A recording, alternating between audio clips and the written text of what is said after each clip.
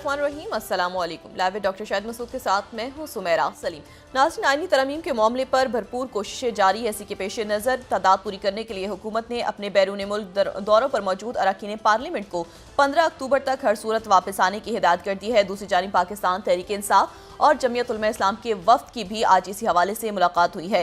Saudi वज़ीर सरमायाकारी 3 रोज़ा दौरे पर पाकिस्तान पहुँच गए हैं। इसके अलावा भी दीगर मौज़ूआत पर आज हम गुफ्तगू करेंगे। स्टूडियो में हमारे साथ मौजूद है डॉक्टर शाहिद मसूद। अस्सलाम वालेकुम डॉक्टर आपको डॉक्टर साहब, आईनी तरमीम के हवाले से कोशिशें जारी हैं। PTI की और जमीयत उलमा इस्लाम के वफ्द की भी मुलाकात हुई है। आईनी तरमीम के लिए हुकूमत नंबर गेम पूरे करने के लिए किस पर इस वक्त इन्हिसार कर रही है? देखें जी, मैं तो मुझे बिल्कुल इल्म नहीं, हुकूमत को भी इस अरेंजमेंट को भी इल्म नहीं है कि क्या आईनी तरमीम है, कैसे होंगी, क्या होंगी। लेकिन ये आईनी तरमीम अदालती इस्लाहात के नाम पे हो नहीं है, ये ज़हन में रखें। ये आईनी तरमीम जो है, ये मुल्क का जुडिशल सिस्टम चेंज होने जा रहा है। अच्छा, मैं इसमें ज़ाहिर है कि अपनी अपनी लोगों की आरा हैं, लेकिन ये जो एक पेज है ना, एक पेज पे होना, ये अच्छा भी है, लेकिन कुछ जगहों पे एक पेज पे कुछ अदारों को नहीं होना चाहिए। मतलब डिसिप्लिन में हो, लेकिन एक पेज जो है ना, वो माशरों को मेरे नज़दीक तबाही की तरफ ले जाता है। मतलब आप मुझे ये बताएं, मिसाल के तौर पे मैं अगर किसी शख्स के साथ कोई मसला हो जाए, कोई प्रॉब्लम हो जाए, कोई डाका पड़ गया, कोई कत्ल हो गया, कोई चोरी हो गई, कुछ हो गया थाने वाला जो है वो DSP को या SP को बताएगा। उसके बाद वो जो है वो आगे से इलाके के जो भी MNA या MP है, ये उनको बताएंगे। मामला जाएगा अदालत में। अभी सब एक पेज पे हैं, सब एक पेज है जी। अब जो मुखालिफ होगा, जिसने गाड़ी की वैसे देखिए ना, अब वो जाएगा मामला अदालत में, अदालत भी एक पेज पे है। फिर वो मामला जाएगा कहीं असेंबली में, असेंबली में अपोजिशन भी एक पेज पे है, ये है ही नहीं। उसके बाद मामला जाएगा किसी और कोर्ट में, तो अदालत मतलब देखिए कि यार हमारा कोई जान पहचान का आदमी की ब्यूरोक्रेसी में मिल जाए, हमारी जान छूटे, वो भी एक पेज है। तो लोग कहाँ जाएंगे? जो मुल्क, देखें, मुल्कों को ऐसा होना चाहिए, एक ख्वाब हम देख सकते हैं ना, कि जहां पर बड़े से बड़े ओहदे पे बैठा हुआ शख्स, चाहे उसका ताल्लुक सियासत से हो, चाहे उसका ताल्लुक अदलिया से हो, चाहे उसका ताल्लुक ब्यूरोक्रेसी से हो, बड़े से बड़े ओहदे, अगर वो कानून तोड़ता है तो एक पुलिस वाला भी उसका चालान करे, माशरे वो तरक्की करते हैं। अगर सब एक पेज पे, आप मुझे बताएं ना कि सब अगर एक पेज पे आ जाएंगे तो मुल्क कैसे तरक्की करते हैं, मुझे बताएं। कितना खूबसूरत लगे ये कि जी हमें खबर मिले कि जनाब फलानी शख्सियत, उसने सिग्नल तोड़ा और उसके बाद एक पुलिस वाले ने उसका चालान काट दिया। क्या खूबसूरत लगे। यहां क्या होता है जनाब कि पुलिस वाले बेचारे खड़े हैं, उनकी मजाल है, उनके अंदर हिम्मत है कि वो किसी को रोक के पूछ सकें कि भाई ये, उनको क्या, उनके बाल बच्चों, आला औलाद, उनके पता नहीं खानदान, जान पहचान के, वो कहे कि जी नहीं, आपने सिग्नल तोड़ा है, ये आपका चालान है। और वो जो भी शख्सियत हो, जिस ओहदे पे भी हो, मैंने कहा ना वो अदलिया, वो गाड़ी रोके और कहे कि हाँ मैंने चालान। या अपने बच्चों से कहें कि देखो बेटा, ये कानून मत तोड़ना, ये मत समझना कि कानून तोड़ के तुम इस एलिट क्लास के हो या ये हो तो तुम कानून अपने हाथ में लो। अगर सारा ही मुल्क एक ही पेज पे होगा तो गरीब आदमी फिर क्या करेगा? उस पेज पे आने के लिए क्या करेगा? वो अदालतें हो ही नहीं सकती एक पेज। ये कानून नाफिज करने वाले, पुलिस, ब्यूरोक्रेसी, FBI, ये एंटी नारकोटिक्स, सिक्योरिटी फोर्सेस, ये एक पेज पे नहीं हो सकते। ये हो ही नहीं। कस्टम्स, ये कैसे एक पेज पे हो सकते हैं? इनको, ये जितना एक पेज पे जाएंगे, नैब, एंटी करप्शन, ये सारे एक पेज पे होंगे तो मुल्क का तो सब बेड़ा गर्क तभी तो हुआ है 75 सालों में। फलाना कमीशन, ढिमाकना कमीशन, सब एक पेज पे, मुल्क एक ही पेज पे चला जा रहा है, वो गरीब मर रहा है नीचे। भाई एक पेज पे कुछ हज़ारे नहीं होते, वो पकड़ते हैं, उनका काम होता है पकड़ लो, जिस लेवल पे भी कानून तोड़ा खड़े हो जाओ वहां पे और ये जुर्माना भरो। अब वो हर रोज एक तस्वीर आ रही होती है जी, फलाना खातून, फलाना का बच्चा गालियां दे रहा है पुलिस वालों को। ये एक पेज नहीं तो मरवा दिया इस माशरे को। जब आप एक पेज के ऊपर या इस तरह की, जब आप एक दिन चालान होगा ना किसी का, उसकी भी इज्जत बनेगी, बहुत इज्जत बढ़ेगी कि देखो मैं रुका और मैंने चालान के पैसे दिए, और मैसेज आएगा पीछे, पूरी कौम को मैसेज आएगा कि देखो फलाना शख्स था और फलाना शख्स के बेटे ने जो है वो ये जुर्म किया और बाप ने कहा कि इसको पकड़ के अंदर डाल दो। आप देखें उस शख्सियत की इज्जत इस माशरे में कितनी, ये मैं एलीट तबके की बात कर रहा हूँ, कितनी बढ़ेगी उस शख्स की इज्जत इस माशरे में जो कहेगा मेरे बेटे ने अगर सैयदुल अंबिया रसूलुल्लाह सल्लल्लाहु अलैहि वसल्लम ने एक इरशाद है ना उनका, मेरी बेटी भी हो। बात ये कि वो इतना, वो माशरे वो तरक्की करते हैं, ये क्या है एक पेज पे, वो उस पेज पे उसको पैसे दे दो, ये कर दो, फलां कर दो। तो मुझे तो, मैं तो इस पूरे एक पूरा सिस्टम ही बस गुफा पे तभी तो फंस गए हैं, तभी तो फंसे हुए सारे, क्या करें क्या नहीं करें, फलां करें, आगे करें पीछे करें। हंगर गेम में इनका आवाम से तो क्या ताल्लुक है।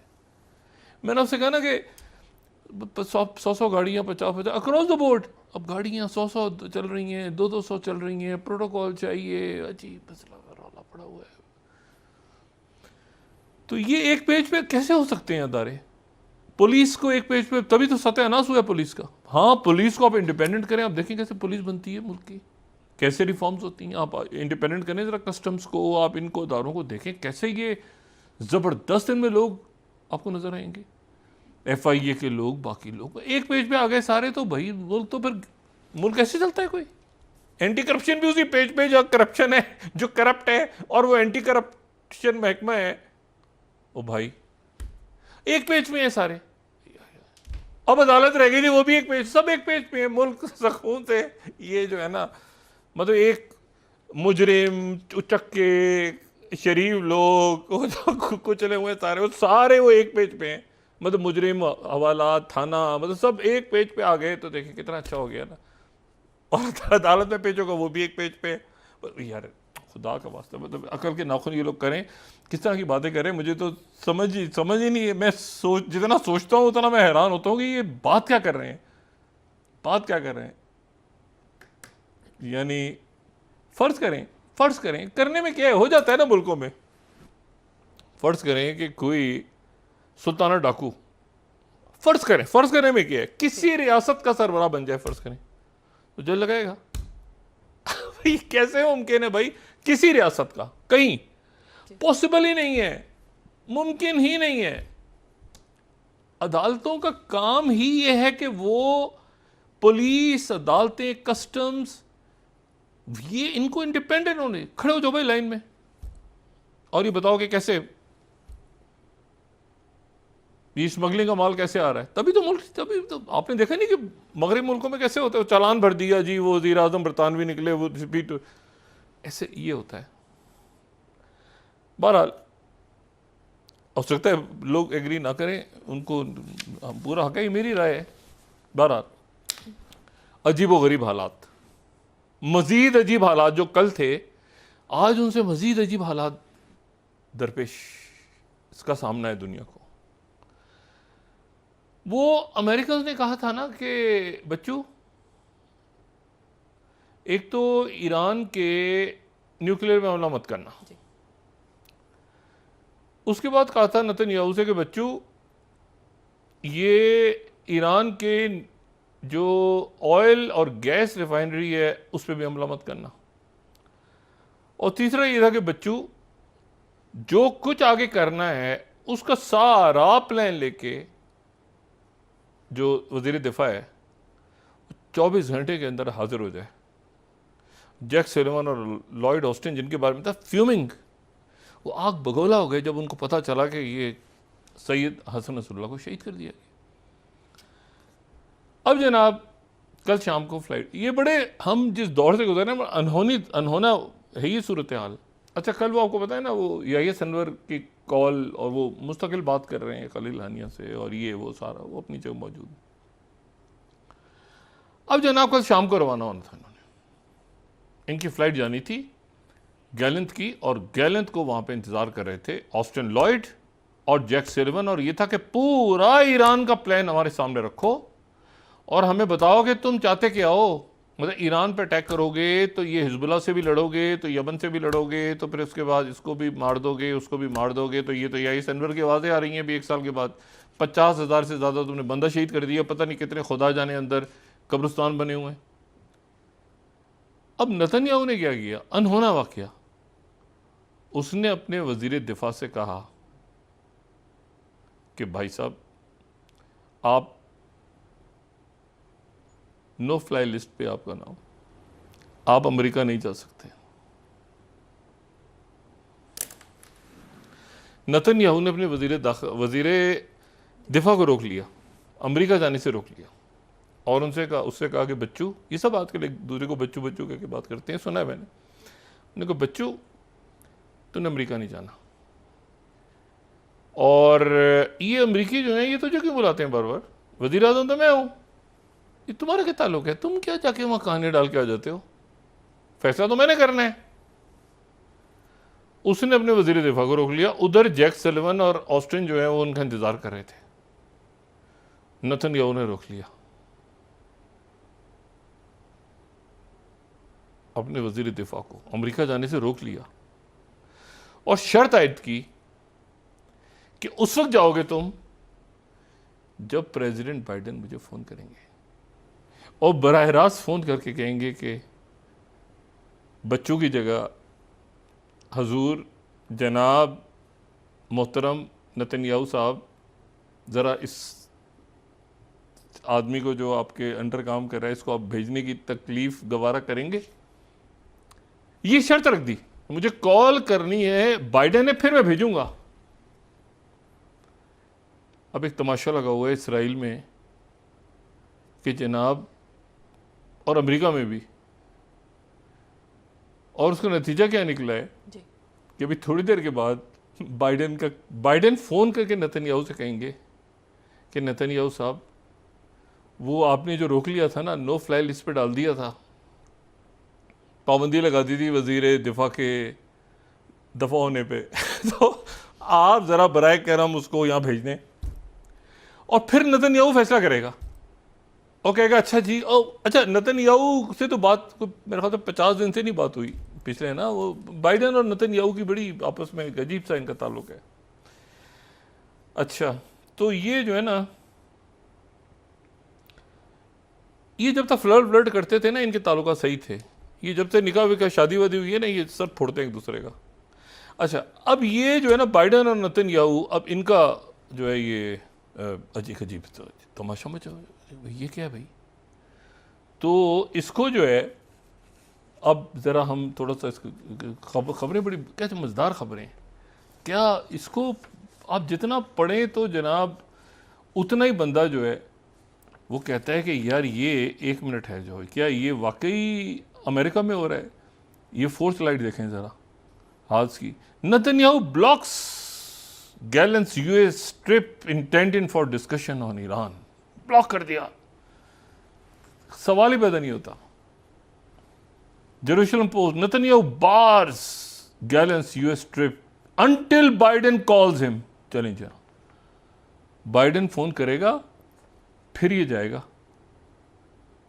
यार ये क्या तमाशा है भाई। मतलब मैं आपको बताऊं, अमेरिकन की जो कुछ अमेरिकन के साथ नेतन्याहू ने किया है ना, मतलब खैर वो चाइना, वो कोल्ड वॉर का सोवियत यूनियन, वो जो बाइडेन का हाल जो उसका नेतन्याहू ने उसका कर दिया है ना, यानी उसका भुरकस में तो फिर भी कुछ समझ में आती है कि किस सब्जी का या किस चीज़ का भुरकस है, वो समझ ही नहीं आ रहा कि क्या है। वो उसको अजीब हाल बना दिया बाइडेन इंतजामिया का। अच्छा, उसी दौरान जो है तो अभी वो कॉल आएगी, कॉल में बाइडेन क्या बात करेंगे क्या नहीं करेंगे क्या होगा, उसके बाद वो जाएगा, फिर वो अच्छा, इसी तरह ईरान पर हमला रुक गया। अमेरिका की तरफ से ये कह दिया गया ना कि ये ध्यान में रखो। अच्छा, कॉल कर लेगा बाइडेन, प्रेसिडेंट बाइडेन कॉल करेंगे, लेकिन आगे जो है जी। ईरान पे क्या होगा वो अभी तक तय नहीं हो रहा। हफ्ते से ज़्यादा गुजर गए, वो जो 200-400 मिसाइल गिरे थे आके इसराइल पे, तो अभी तक नेतन्याहू को समझ नहीं आ रहा, क्योंकि अल्टीमेटली तो मदद जो है वो करनी है अमेरिका ने।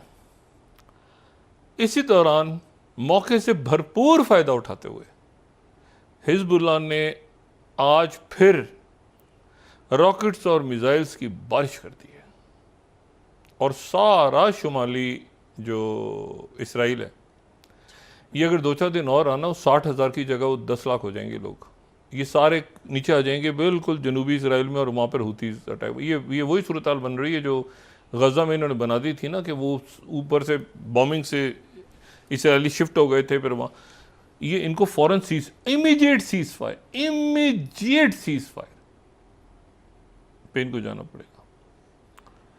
ऊपर से एक जनाब साहब हैं, वो भी तकरीबन बाइडेन के एज ग्रुप के ही हैं, बड़े ज़बरदस्त हैं वो।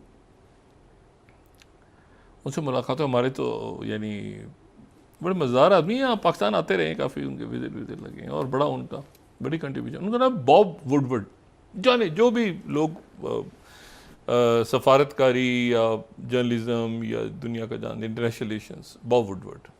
ये वो बॉब वुडवर्ड हैं, ये वॉशिंगटन पोस्ट में आए थे 1971 में। ये वही दौर है 70-71 का, जब बाइडेन आए थे। तो ये बाइडेन और ये बॉब वुडवर्ड तकरीबन एक ही दौर के, मतलब इन्होंने साथ साथ ही गुजारा पूरा दौर। बॉब वुडवर्ड जो है, ये वो हैं जिनकी स्टोरी के ऊपर वाटरगेट स्कैंडल आ गया था और प्रेसिडेंट निक्सन को रिजाइन करना पड़ गया था। ये वो बॉब वुडवर्ड हैं। ऑल द प्रेसिडेंट्स मेन इनकी पहली किताब थी, और ये और इनके साथ कार्ल बेनस्टीन, ठीक है ना, बेनस्टीन इनके साथ थे, और इन्होंने जो है वो ये मतलब वाटरगेट स्कैंडल, निक्सन का रिज़ाइन, ठीक है, मूवीज़ बनी है, हर एक को पता है उसको। उसके बाद फाइनल डेज आई थी इनकी, जिसमें पूरा इन्होंने निक्सन का बताया था। 76 में छपी थी किताब। इनकी बहुत बुक्स हैं, 14 किताबें तो इनकी बेस्ट सेलर है ना, जो एक। और अभी जो हालिया जब ये स्टार्ट हुआ है ये 9/11 के बाद, तो इनकी बुश एट वॉर, फिर 2002 में फिर प्लान ऑफ अटैक, फिर उसके बाद जो है वो ओबामाज वॉर 2016 की, करीब बहुत कहते state of denial, Bush at war, मतलब ये बेस्ट सेलर्स किताबें हैं, बेस्ट सेलर्स बॉब वुडवर्ड की। और बॉब वुडवर्ड जो हैं, कितने तो प्राइसेस मिले इनको, और बहुत ज़बरदस्त शख्सियत है। अब इनकी जनाब एक नई किताब आ गई है, उसका नाम है द वॉर। अब उस किताब में ये कहते हैं बॉब वुडवर्ड कि जो ट्रंप हैं, ट्रंप को जो कोविड हुआ,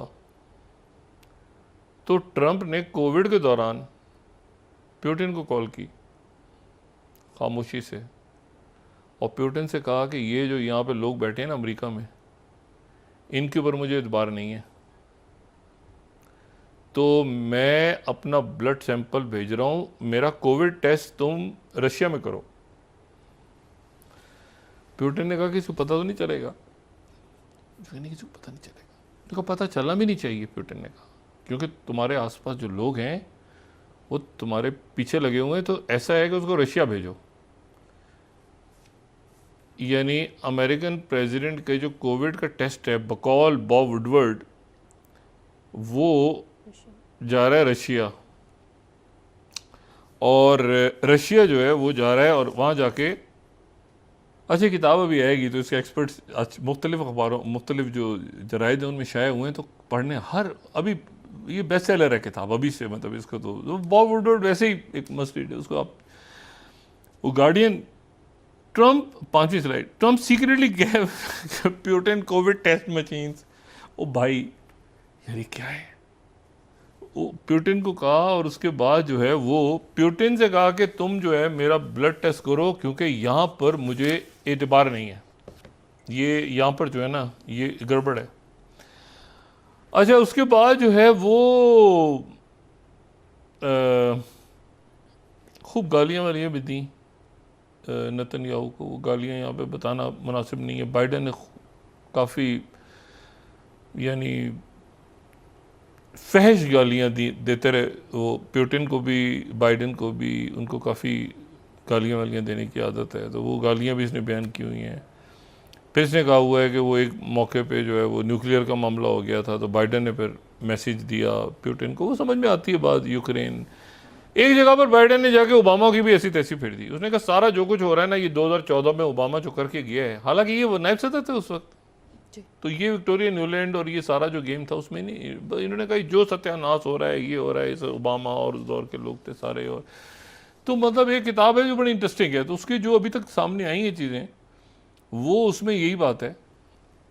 फिर उसमें मिडल ईस्ट का भी जिक्र है काफ़ी, तो क्योंकि नेतन्याहू को इतनी गालियाँ हैं कि मैं वो यहाँ स्लाइड भी नहीं शो कर सकता, हालांकि दिल चाह रहा है शो करने का, मैं शो नहीं कर सकता। अच्छा बहरहाल, अच्छा तो ये जो है ये अब नेतन्याहू, अच्छा ये किताब आ गई बॉलीवुड, ये अच्छा ये इतनी रिसेंट है कि इसमें अभी ये नेतन्याहू, ये इसराइल के साथ ताल्लुकात के ऊपर भी पूरा चैप्टर है, जो आ जाएगी तो हम उस पर बात कर लेंगे, लेकिन अभी चूंकि उसके हिस्से आए हैं कुछ, मगर ये अच्छा ट्रंप ने फौरन तरदीद की है कि नहीं मेरा ब्लड बाहर, उन्होंने कहा जी ब्लड इसका वहाँ गया था।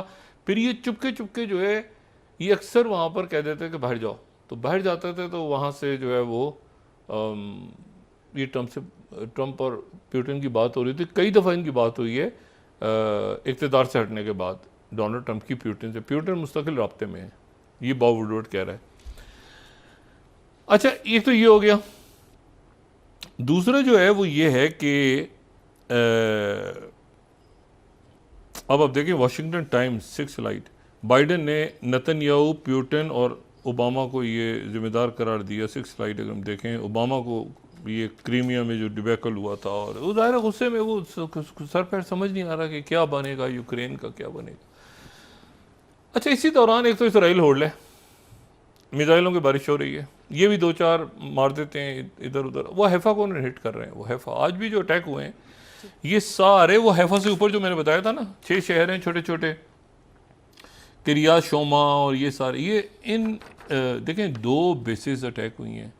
एक बेस पे F-15, दूसरी बेस पे शिनबेत, एक तल अवीव में मोसाद हेडक्वार्टर, एक जो है वो जगह जहाँ पर आयरन डोम बनते हैं। तो ये तो हैफा का तो वो इम्पोर्टेंट है। हैफा बिल्कुल ही जो कि ऊपर है तो बिल्कुल ही वो पटाखा चलाते हैं तो इधर गिर जाता है, फिर आयरन डोम से रोकते हैं, तो ये वो सप्लाई ख़त्म होती जा रही है और साथ ही इकॉनमी।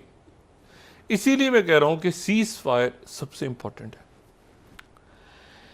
फिर एक और वाकया हुआ, वो ये हुआ कि बॉलीवुड की किताब का इंतज़ार करें, ये किताब बड़ी इंपॉर्टेंट होगी इस वक्त। अब ये इंतज़ार कर रहे हैं नेतन्याहू, बॉम्बिंग हो रही उधर, उन्होंने छोड़ दिया, कोई इनको नहीं अब रोक रहा, हिजबुल्लाह को और इधर उधर सब, मतलब ठीक है करो भुगतो Netanyahu, throw under the bus, ठीक है। लेकिन इसी दौरान 2 शख्सियत काहिरा पहुंच गई और काहिरा में मुज़ाकरात शुरू हो गए, जंग बंदी, गज़ा की जंग बंदी, फौरी तौर पे फिलाडेल्फी कॉरिडोर से इसराइली फ़ौज के इनखला के बाद के हालात और गज़ा और मगरबी किनारे में हुकूमत कैसे बनेगी, टेक्नोक्रेटिक गवर्नमेंट जिसका फैसला मॉस्को और चाइना में हुआ था, वो इजलास शुरू हो गया दोबारा काहिरा में। तो काहिरा में इस वक्त महमूद अब्बास भी हैं और काहिरा में खलील हानिया भी, जो कि हमास के स्पोक्स पर, ये कतर से फ्लाई करके काहिरा पहुंचे और काहिरा में सीज फायर के मुज़ाकरा शुरू हो गए। वहीं से किस्सा शुरू हो गया। मैंने आपसे बात की थी कि वो जो नईम कासिम ने स्पीच की है उसमें लेबनान के हवाले से बात की है, गज़ा की बात नहीं की। गज़ा का मामला चाइना, मॉस्को, अमेरिका, अरब ममालिक सारे इन्होंने सिक्योर किया है कि हमास की लीडरशिप भी वहाँ पहुँचे और फतह की लीडरशिप भी पहुँचे, और ये सारे जो हैं ये वहाँ पर जो हैं वो एक इजलास शुरू करें और उस इजलास में जल्द से जल्द एहराम 17वीं slide, Hamas and Fatah discuss Palestinian unity and cross points working mechanism in Cairo, दोबारा जमा हो गए सारे। Reuters 16th Palestinian groups Hamas and Fatah discuss post Gaza plans। वहीं से किस्सा वही सेटअप जो कि चाइना और मॉस्को में तैयार हुआ था, वही सेटअप, वही जो है वो सारा। अच्छा, दरमियान में बॉब वुडवर्ड की एक और एसोसिएटेड प्रेस ने इसका एक और जुमला निकाल के डाल दिया, वो भी बड़ा इंटरेस्टिंग है। 15वीं slide, US scramble to urge Putin not to use nuclear weapons in Ukraine. जाहिर है कि अमेरिका ने कहा होगा कि इसको होल्ड करो, वो पुतिन सीरियस हो गया था न्यूक्लियर वेपन में यूज़ करूंगा। तो एक मरले पे ऐसा भी मरला आया जब बहुत टेंस हालात हो गए थे 2022 में, और बराह रास्त बात करने, बराह रास्त बाइडन और पुतिन के दरमियान रब्ता हुआ कि न्यूक्लियर मत करो इस्तेमाल। उसने कहा इसको आप नेटो में लेकर आओगे या यहाँ से हथियार इस्तेमाल करने की इजाज़त दोगे तो मैं न्यूक्लियर यूज़ कर दूंगा ऑप्शन। ठीक है, टेक्निकल न्यूक्लियर वेपन, जो ये नहीं कि दूर, मतलब इधर ही जहाँ से आपकी जहाँ से वो चलेगा वेपन, मैं वहाँ से यूज़ करूँगा। यूक्रेन से चलेगा, यूक्रेन हिट होगा। अच्छा, अब इसमें जो है वो ये मुज़ाकरात ऐसे तो नहीं हो सकते काहिरा में शुरू दोबारा। ये काहिरा के जो मुज़ाकरात हैं, Arab News 18 slide, Palestinian groups Hamas and Fatah discuss post Gaza plans. ये ऐसे डिस्कस हो रहे हैं, इनके पीछे कौन है? चाइना, रशिया, सारे अरब ममालिक। और 24 तारीख को प्रेसिडेंट मैक्रोन ने, फ्रांस के प्रेसिडेंट मैक्रोन ने इंटरनेशनल लेबनान कॉन्फ्रेंस बुलाने का ऐलान कर दिया। पूरी दुनिया से मुल्क, तमाम ममालिक के नुमाइंदे फ्रांस में जमा हो रहे हैं लेबनान के सीज फायर। अब मुझे बताएं, टोटल आइसोलेशन, हो सकता है अमेरिका भी पहुंच जाए। इसराइल, मैं बहुत पहले से कह रहा हूं कि ये थ्रू अंडर द बस हो जाएगा। अच्छा, वक्फा, अगर थोड़ा सा वक्त है तो हाँ वक्फा लें। एक और बस भी है और एक और उसके नीचे एक शख्स खुद घिसट के उसे, अजीब, मुझे नहीं पता ये क्या हुआ है, लेकिन ये है कि इसमें इतनी इंसानी जाने गई हैं, ये इतना इकॉनमी का नुकसान हुआ है, वॉर्स को ख़त्म होना चाहिए, सीज फायर पे जाना चाहिए। और ये, लेकिन एक और वजह अजीब वाक़या हुआ है। अब जरा ब्रेक के बाद डिस्कस करते हैं। नाज़रीन, वापस आते हैं एक छोटे से ब्रेक के बाद।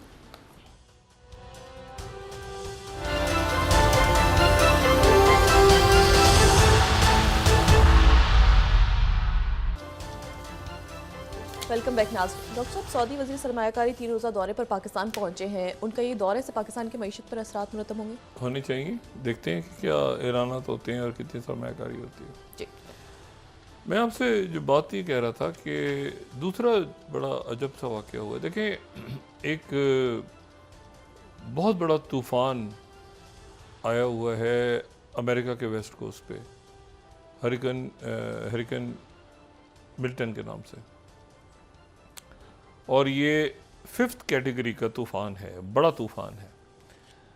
अच्छा, ये जो अमेरिका में ये पैसिफिक और गल्फ़ ऑफ मैक्सिको और अटलांटिक और कुछ इंडियन ओशन का इलाका, यहाँ पर जो तूफ़ान बनते हैं ना, जो गर्म पानी यानी इक्वेटर के करीब होते हैं जी, उनको सिर्फ हरिकेन कहते हैं। यहाँ पाकिस्तान में आपने कभी हरिकेन का लफ्ज़ नहीं सुना होगा। या अमेरिका में ख़ास तौर पे आपने लफ्ज़ सुना होगा हरिकेन आ गया जी वहाँ पे। तो यहाँ जो लफ्ज़ इस्तेमाल होते हैं वो चूँकि ज़रा ठंडा पानी होता है यहाँ पे, उससे वो बनते हैं। मैं ज़्यादा उसकी डिटेल में नहीं चाह रहा तो साइक्लोन या और इस तरह के टाइफून ऐसे लफ्ज़ इस्तेमाल होते हैं। तो हरिकेन वहाँ इस्तेमाल होता है जहाँ पर वो गर्म पानी से। एनीवे, और वो मिल्टन 5th कैटेगरी। अच्छा, इनके नाम जो है ना, ये जो हरिकेन है, इनके नाम ख़वातीन या हजरात के नाम पे रखे जाते हैं। ये बड़ी इंटरेस्टिंग बात है। जैसे मिल्टन है, ये वो पैराडाइज लॉस्ट वाला, उसके नाम पे, वो जो जॉन मिल्टन बड़ा एक पोइट था, तो उसके नाम पे ये हरिकेन मिल्टन है। इसी तरह से वो कभी खातून के नाम पे, फिर एक शख्स के नाम पे, फिर खातून की, जो बड़े तूफ़ान होते हैं ना, कैटरीना, एलेक्स, फ्रैंक, ठीक है ना, ये इस तरह से जो नाम है, ये ख़वातीन और हजरात के नामों पे हरिकेन के नाम रखते हैं अमेरिका में। एनीवे, तो अभी जो लास्ट ईयर आया तो मारिया था, वो 1 साल पहले हरिकेन मारिया, तो वो एनीवे, तो वो जो बड़ा तूफ़ान आया हुआ है उसके नतीजे में ये हुआ कि एक इंतहाई अहम दौरा मुलतवी हो गया, बल्कि 2 इंतहाई अहम दौरे मुलतवी हो गए। एक तो सेक्रेटरी ब्लिंकन का दौरा, जो आसियान का दौरा था। 10 ममालिक हैं आसियान में, और आसियान की बड़ी अहमियत है, ये साउथ ईस्ट एशिया। उन्होंने यहाँ पे आना था, और यहाँ पर जो है वो चाइना के वज़ीर आज़म और 10 ममालिक के सरबराह, जापान के जो नए उनके वज़ीर आज़म हैं वो मौजूद, बाकी 10 ममालिक की शख्सियात मौजूद। ये जो जापान के नए वज़ीर आज़म हैं, इन्होंने ये कहा कि ऐसा है कि मैं जीतने के बाद यहाँ पे एक एशियन नेटो, इन्होंने अमेरिका से वादा किया था कि मैं एशियन नेटो यहाँ पे कायम करूँगा। लेकिन वो जो एशियन नेटो है वो उससे पहले ही, ये जो इशिबा हैं वो उससे पहले ही वो ठुस हो गया, आइडिया ज़बरदस्त हो गया टोटल। और वो जो है ये आइडिया ऐसे, और बड़े ज़बरदस्त हैं ये जापान के प्राइम मिनिस्टर, लेकिन वो जो एक आइडिया था ना कि एक एशियन नेटो बनेगी, वो एशिया उनके पहुंचने से पहले ही उन्होंने बात की। और साथ ही जो है वो जापान टाइम्स कह रहा है कि इशिबा का जो एशियन नेटो 23वीं slide, dead on arrival as new PM set for, diplomatic debut था उनका, तो उससे पहले ही जो है वो ठुस हो गया। इन्होंने प्रॉमिस किया था अमेरिका से, अमेरिका ने बड़ा सपोर्ट इनको किया था कि ये क्वाड और ये एशियन नेटो बनाओ, यहाँ पे दफ्तर खोलो टोके, वो ठुस हो गया। जकार्ता पोस्ट ने साथ ही एक बहुत बड़ा वो पीस लिख दिया, नो टू एशियाज नेटो। और ये CNN ने वहाँ पे कमेंट्री डाल दी, no one wants an Asian NATO except Japan new PM। वो बेचारे वो आते ही डिप्रेशन में चले गए। जापान के वज़रा ने बगावत कर दी, 24वीं स्लाइड, जापानीज मिनिस्टर से कि वो PM के एशियन नेटो प्रपोजल से मानते ही नहीं है। और ये आज से चंद रोज़ पहले, यानी अभी एक हफ़्ता 10 दिन पहले, ये रॉयटर्स ने खबर दी थी कि इनकमिंग जापान का जो 25वीं स्लाइड, उनके प्राइम मिनिस्टर का सबसे बड़ा टेस्ट ये होगा US डिप्लोमेसी के साथ कि क्या वो एशियन नेटो बनाते हैं या नहीं बनाते। वो उतरने से पहले ही आइडिया ठुस हो गया। तो अच्छा हुआ कि लेकिन सेक्रेटरी ब्लिंकन जो नहीं आ रहे, वो सेक्रेटरी ब्लिंकन इसलिए नहीं आ रहे कि वहाँ पे हरिकेन मिल्टन आया हुआ है, और बड़ा हरिकेन है, और 1 मिलियन पॉपुलेशन वहाँ से, क्लाइमेट चेंज और सारे इशू, 1 मिलियन पॉपुलेशन डिस्प्लेस हुई है। उसके नतीजे में एक दूसरी शख्सियत ने भी ट्रैवल करना था, और वो आना था जर्मनी। और जर्मनी ब्रेमस्टीन जो एयरबेस है, वहाँ पर एक कॉन्फ्रेंस होनी थी, वहाँ पर बरतानवी वज़ीर आज़म, वहाँ पर जर्मन चांसलर, वहाँ पर मैक्रोन, और वहाँ पर जिस शख्सियत ने आना था उनका नाम था बाइडेन। आखिरी दिन चल रहे हैं तो बाइडेन ने कहा यूरोप का चक्कर लगा लूँ। लेकिन उधर एक शख्स पहुँच गया, उसने पहले बयान दे दिया कि मैं भी आ रहा हूँ। उस आदमी का नाम है ज़ेलेंस्की। तो मैं भी आ रहा हूँ अपने विक्ट्री प्लान लेके। बाइडेन ने वहाँ जाना ही पोस्टपोन कर दिया, वो समिट ही पोस्टपोन हो गई, वो पूरा इजलास ही, वो तूफान आया हुआ है अमेरिका में, वो ये कॉन्फ्रेंस होनी थी जर्मनी में, उस ज़ेलेंस्की ने कहा मैं भी आ रहा हूँ विक्ट्री प्लान लेके। सब मुल्कों ने कहा इस पर 3 हरूफ भेजो, पूरी कॉन्फ्रेंस ही, ये क्या हो रहा है दुनिया में, ठीक है। तो बात ये सारी, ये देखें कितना खूबसूरत इनका था। अच्छा, इन्होंने एक और बात की कि ये आहिस्ता आहिस्ता ज़ेलेंस्की जो है वो थोड़ा सा अब नरम होते जा रहे हैं, लेकिन हालात ख़राब है ना। तो ब्लूमबर्ग ने खबर दी है कि यूक्रेन के अलाइज देख रहे हैं कि अब कीव जो है ज़रा फ्लेक्सिबल हो रहा है अपनी बातचीत में। लेकिन ये आप देखें ना कि अच्छा, उसके बाद बाइडेन ने अंगोला जाना था, अफ्रीका, वो भी पोस्टपोन हो गया। Reuters postpone trip to Germany Angola to focus hurricane response, और ये सारा उधर वो भी पोस्टपोन हो गया, उधर वो भी पोस्टपोन हो गया। तो ये जो बात हुई है ना, ये कुछ इसका ताल्लुक कहीं ना कहीं जो है वो मेरा ख्याल है कि है ज़रूर ज़ेलेंस्की के। ज़ेलेंस्की ने कहा ना कि मैं भी ये अच्छे, ये सारे बड़ी ज़बरदस्त तैयारी हो रही थी वहाँ पे। और ये अगर आप 13 स्लाइड देखें ना, तो वहाँ के लोकल मीडिया ने कि शॉज जो चांसलर हैं वो बाइडेन से मिलेंगे, मैक्रोन से मिलेंगे, स्टैमर से मिलेंगे ऑन यूक्रेन बिफोर रैमस्टिंग मीटिंग। वो रैमस्टिंग मीटिंग ही पोस्टपोन हो गई। तो बाकी लोग मिल रहे थे ज़ेलेंस्की से, सब ने कहा कि नहीं अभी इसको रोक दो, बाइडेन नहीं आ रहा, उधर तूफान आए हुए, तो हम उसकी जो है उसके साथ मुकम्मल हमदर्दी का इज़हार करते हुए कॉन्फ्रेंस ही पोस्टपोन करते हैं। अच्छा, अब ये तो एक बात हो गई। तीसरी जो बात है, इस पूरे फड्डे में एक शख्सियत जो है वो पहुंच गया सऊदी अरेबिया, और वो बाकी अरब ममालिक का दौरा करेंगे, और ईरान के वज़ीर ख़ारजा हैं। ईरान के वज़ीर ख़ारजा का बड़ा ज़बरदस्त इस्तकबाल हुआ सऊदी अरेबिया में, फैसल बिन फरहान के साथ ही वो शायद कतर जाएं। कतर से लोग चले गए हैं काहिरा में मुलाकातें फ़लस्तीनी ग्रुपों की शुरू हो गई हैं।